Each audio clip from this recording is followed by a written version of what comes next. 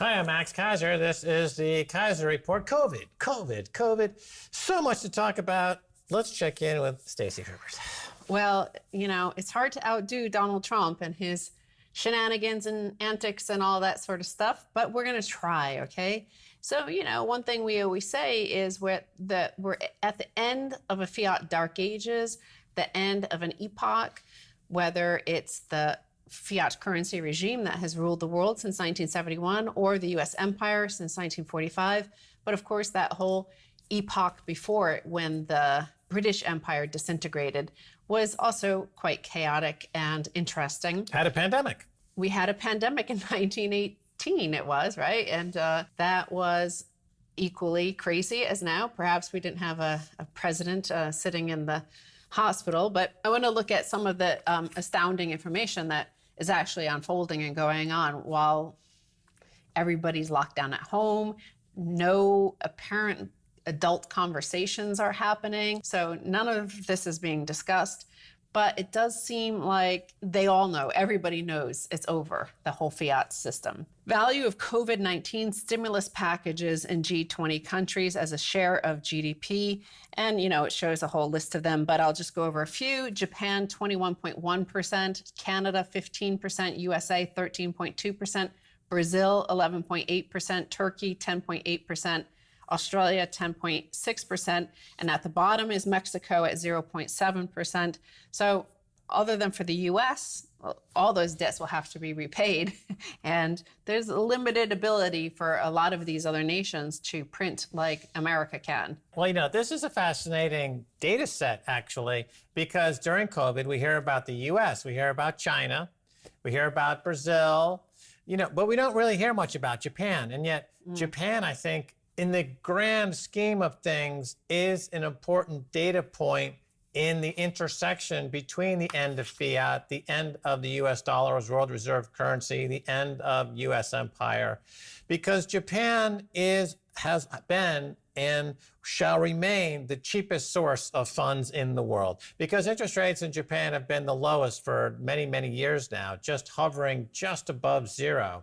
It's been the go-to place for all leveraged speculators to borrow, engaging in what is called the carry trade. You borrow money in Japan and you invest it in other currencies that might yield a higher rate, and you're capturing that spread as you carry that cash over to another currency. But it also funds much of the leveraged buyouts in America, the private equity speculation, the deals, the mergers and acquisitions. They all borrow from the Fed. But on the wholesale market, globally speaking, the Fed borrows from Japan.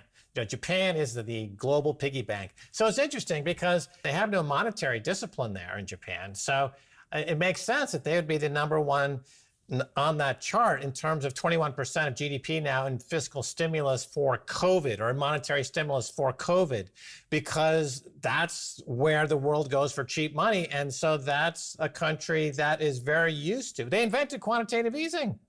That's their term. So that's the intersection. The point is as well is that one era is dying, literally, in a situation of a pandemic. But part of the reason why it's dying is because it has plundered so much from the future. So the fact that we don't have any savings, or, we're all having to issue so much debt, is because we have a just-in-time economy. We have like piles and piles of debt that has rolled over and over and over the extend and pretend thing. And what we were pretending is that Generation Z and millennials would not have to pay for this, but they obviously are having to pay for this. So I want to continue. We talk all the time about Bastiat's quote, and I'll read it again. When plunder becomes a way of life for a group of men in a society, over the course of time, they create for themselves a legal system that authorizes it and a moral code that glorifies it. So over time, they create this. And over time, this started in 1971. So 49 years later, next year it will be 50 years since we started on an all fiat global standard. And they kicked the can down the road, and COVID has revealed the end of the road. Yeah. That's a good way to put it. And I'll show you this headline is like the mindset of plunder is everywhere and everybody does it. Small Business Emergency Loan Program in the UK threatens to descend into chaos, a gold mine for enterprise and criminals. Even legitimate borrowers face sky-high default rates, taxpayers to eat the losses. And this is called the UK's Bounce Back Loan Program. Well, the point is that, you have looting at the top, you'll have looting throughout the economy. And, governments are trying to rush in these programs, but the governments that are rushing in these programs themselves have been perpetrating a massive fraud. I mean, that's what it is. In terms of the last 20 or 30 years, every penalty we've seen applied to all these big banks, whether it's the UK or the US. They got caught red-handed committing all kinds of accounting fraud. And so now they're trying to package their programs as they understand them, because they never got put in jail for it. So they're thinking, hey, we know what we're doing. This is the right way to do it. And so they repackage the same kind of programs, but for small to medium enterprises. And these guys in the small to medium sized enterprises in the UK and then the US, they don't have the sophistication of a city top banker. They're basically thugs. So then it becomes quite ugly, doesn't it? It's like Fagin in the in the not the Wizard of Oz, but the Oliver Twist. Oliver Twist, yeah, Fagin and Oliver Twist. It all looks so unseemly. So, okay, let's go over this whole program, what happened in the United Kingdom. They passed a program called a Bounce Back Loan Program. And they had to introduce this because originally, back in March and April, they said, okay, the government, i.e. the taxpayer, will cover 80% of the loan cost. And you, the banks issuing, because the private banks are the conduit, the middleman, you, the private banks, will have to eat the 20%. You'll have to take the risk of the 20% of this. No bank was willing to loan to these small and medium-sized enterprises. That was too risky for them. They saw ahead. They have data and statistics and look at the case of what happens with a pandemic, and they were the honest ones and said, no, that's a risk of total wipeout for us. We're not going to do it. So the taxpayer had to bail out. They had to offer 100% guarantee for these loans. And so at the same time, some part of the unit of the government organizing this did say, well, this is a recipe for fraud. And what happened is a whole bunch of LLCs were created, a whole bunch of limited liability companies were created out of thin air. Everybody applied for a loan and they all got it. So of the $58 billion they've lent out to these small and medium-sized enterprises, mostly to small-sized enterprises, well, of that, they're expecting that it'll be as much as 23 billion pounds at a minimum that won't be paid back. So the taxpayer will eat that 23 billion pound cost. All right, so this is a failed government scheme. And it goes back to George Osborne's buy-to-let scheme. Remember on the show? Help to Buy, yeah. Help to Buy scheme by George Osborne. We covered it. We said his mother loved it. She thought it was a great program. His mother loved it.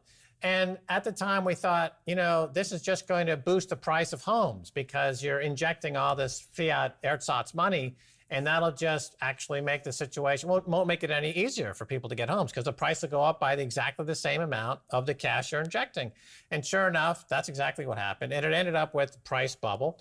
And it ended up with a lot of money in the UK economy that would have gone into different types of industries. And a diversified economy and a robust economy, it all goes into housing. So now COVID hits and the bubble bursts and you suddenly don't have a diversified economy. You're contingent upon the success of only one industry, housing. And the banks that made all those loans are in terrible shape.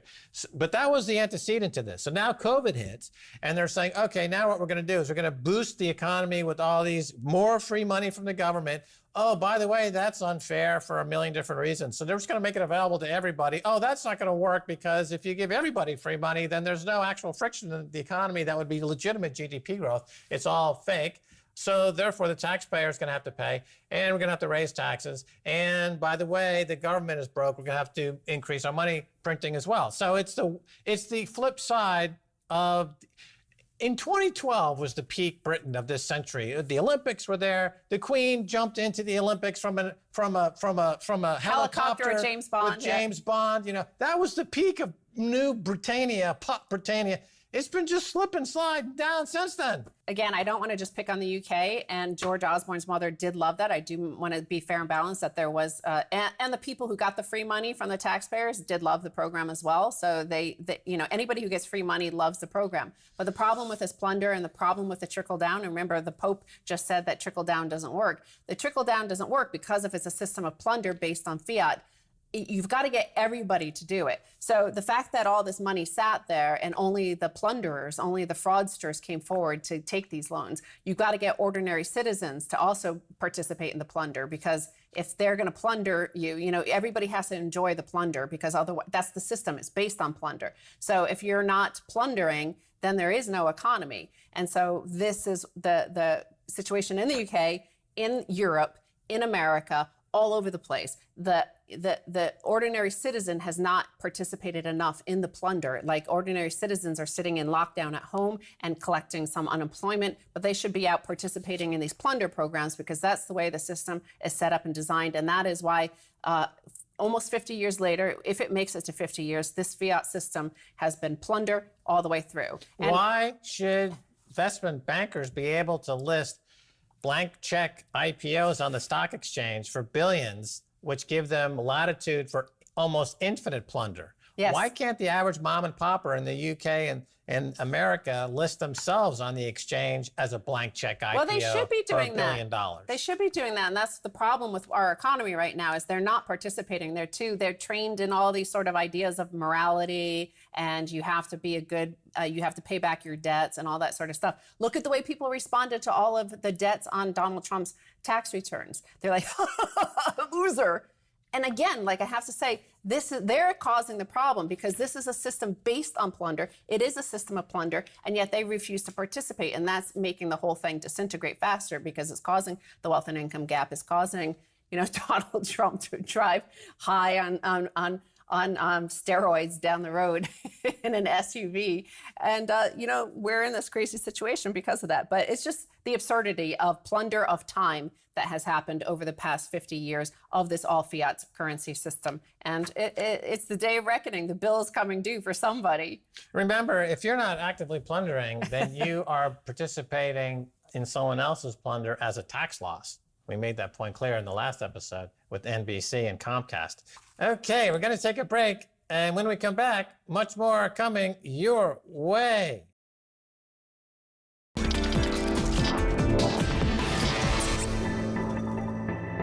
Welcome back to the Keiser Report. I'm Max Keiser. Time now to return to our conversation with Zeus Yiamouyiannis. Zeus, welcome back. Thank you, Max. So the first part of our discussion in the previous episode, we were talking about this virtual reality meets the reality of today. It's all very interesting. I wanted to get into some other aspects of this. I should mention that you've got a 5-part series out called When the World Market Itself is Fake, Economic Value Loses Any Real Meaning.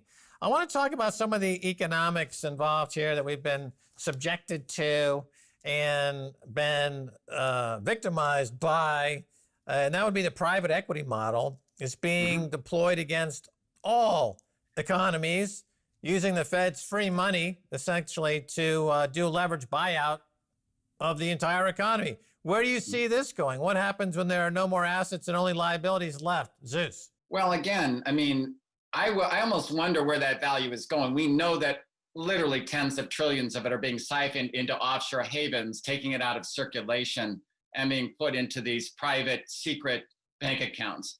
Now, I understand that the motivation of that is greed, and I understand the motivation of that is knowing that you are stealing, and you have to hide stuff that you steal, because if people find out about it, then, all of a sudden you might actually have to give it back.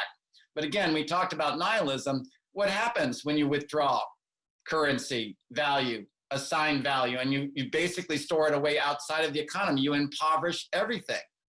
And they do that on the micro scale with companies. They just borrow money. Even look at the term itself. They used to be called corporate raiders. Then they did a PR makeover to leverage buyout.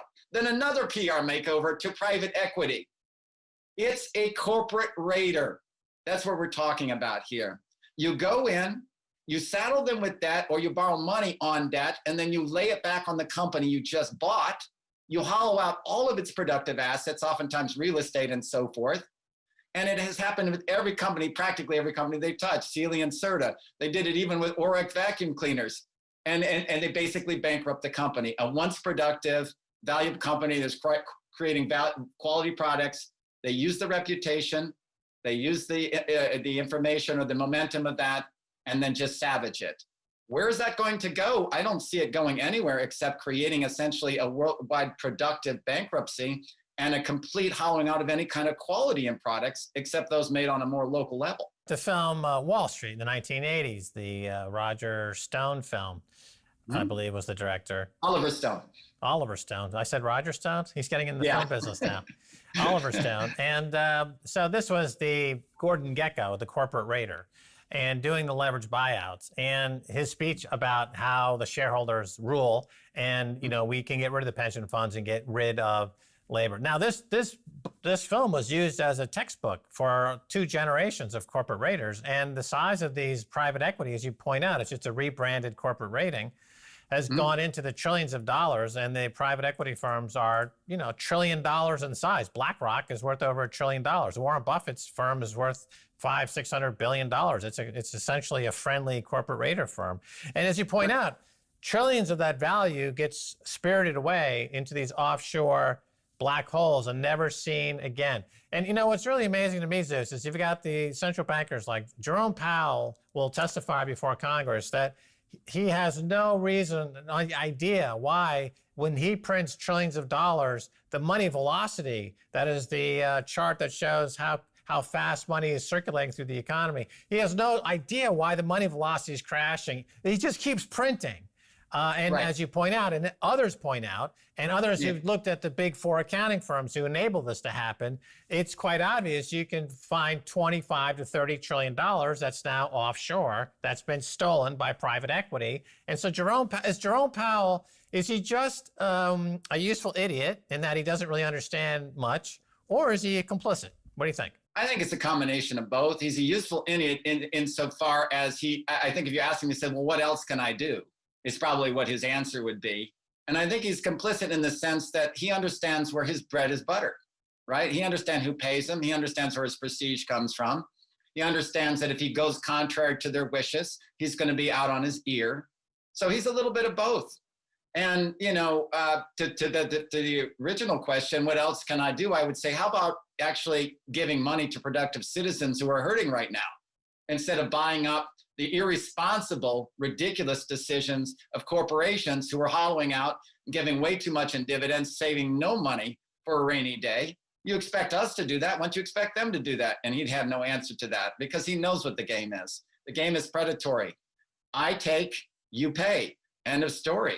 Well, his previous predecessor, Bernanke, of course, went to work at Citadel and made a quick $1 billion. Or he's getting that way quickly. So I think we can say, I believe I can say with 100% confidence that he's complicit in this major crime.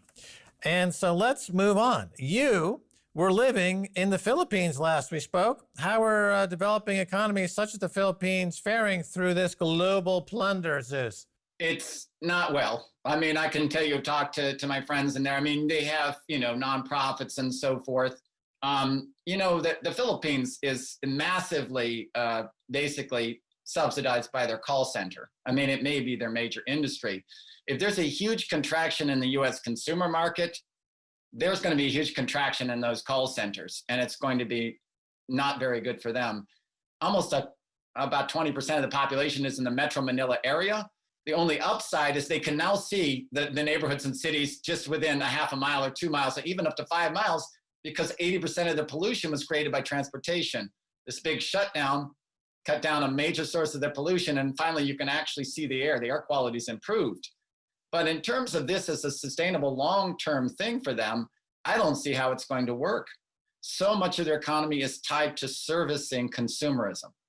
And that consumerism, if it begins to contract or begins to be automated through, you know, phone answering machines that have artificial intelligence, I don't see where they're going to make up for those jobs. I see the same thing in the United States, but definitely in the Philippines, there just isn't any there when it comes to a replacement in response to this COVID epidemic. So you have this happening all over the world. Emerging economies are crashing, and there is a rush as a result into the U.S. dollar, which, you know, it makes it worse for these countries because it gives the emperor more power, sadly.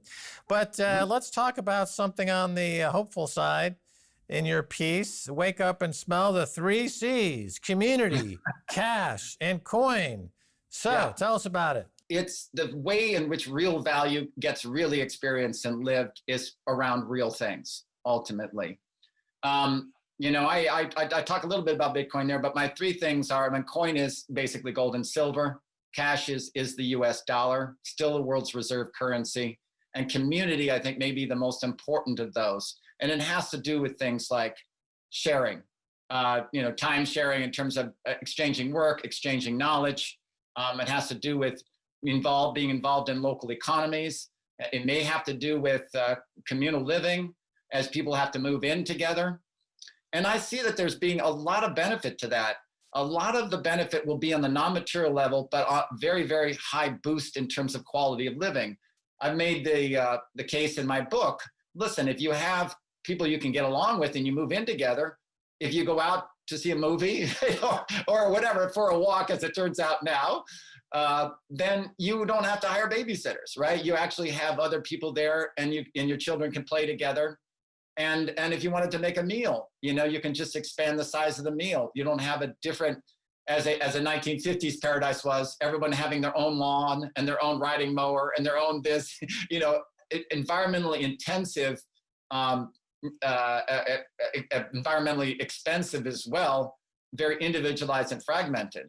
So as you begin to bring things together, we realize we actually share certain needs, and we have different things we can give. We have a Satsuma mandarin orchard, grove here. And we give those boxes away, and other people have given us stuff that they have grown. So that's just the beginning. It's a very small example. It's not scalable in many ways, but it goes back to what, Charles Hugh Smith and I have said, and many like yourselves are saying, there's going to have to be massive localization and decentralization of the economy, because it's not serving our needs. We need to actually have an economy that enhances our quality of life rather than draining it away. The nuclear family is coming back, Zeus. All that hand-wringing and pearl-clutching about the loss of the family and bowling alone and all that stuff. We're all going to be living together and baking cookies. So there's that. Now, I have to ask you this, because you said that people are, of course, wise to accumulate wealth and preserve wealth with gold and silver. You mentioned the dollar. You said, well, it's still the most liquid currency out there. But it is, the dollar is the devil's currency. It does fuel the empire, and it does cause all of the problems around the world. And so why not opt out of the dollar, as people in Nigeria are doing, Iran, Zimbabwe, and in the Philippines? People are saying, you know what? The Bitcoin is my path out of hell. It's my path out of the US dollar. Shouldn't this be uppermost? You and Charles Hugh Smith. He's into Bitcoin. Zeus, where are you at? You seem to be lagging, Zeus. What's happening? Yeah. I am lagging a little bit. And I have said that Bitcoin, because of its democratic, because of its security aspects and its democratic basis, I'm in support of Bitcoin. The only thing I'm lagging in is how it can be used to actually trade goods and services on the local level. For that, I think I am in support of Bitcoin in the sense that it can be used. The only problem right now, because we have that these Bitcoin can be purchased with actual dollars, and these dollars can be basically borrowed infinitely, I am already worried that major companies are borrowing massive amounts of US dollars and buying up Bitcoin so that they can control the market. There's nothing to stop them from doing that. And if that's the case, even though Bitcoin could be a pretty good hedge, it won't be the best on the local level. That's why I really, really emphasize, especially in the near term, local currency. Like Cornell has a local currency. Some people have gotten it together, which is a voluntary monetary base that allows for goods and services to be exchanged, oftentimes without a lot of tax, if it's just trade or barter, or it's under the $15,000 tax-free gifting. And I think we should be really look into the creativity around there. In the meantime, I think diversifying into Bitcoin, into gold and silver, helps to have this, again, hedge into reality. The Bitcoin is really powerful because it is the most standard currency in the virtual community, and it has actual blockchain. So it has a security system. It has a way that it's developed, which is not heir to simple manipulation by governments. I'm very, very in support of it for that. For local use and everyday use, that has yet to be developed. I wouldn't be opposed to helping to work with you, Max, and helping to create innovative systems that allow Bitcoin to be split up and then also cycled in and maybe even tied in with local currency so that we could go ahead and get out of these fiat currencies that are being controlled by very few people. Your comments about control of the coin by corporations are misguided. But we don't have time to get into that today, Zeus. I will have to take you on a private session. But for now, thank you for being on the Keiser Report. All right. Thank you, Max. Thank you for educating me. Okay. Oh, we will educate you. And that's going to do it for this edition of the Keiser Report with me, Max Keiser, and Stacy Herbert. I want to thank our guest, Yiamouyiannis, with first name Zeus. And he's got a great essay out, When the World Market Itself is Fake, Economic Value Loses All Real Meaning. Until next time, bye, y'all.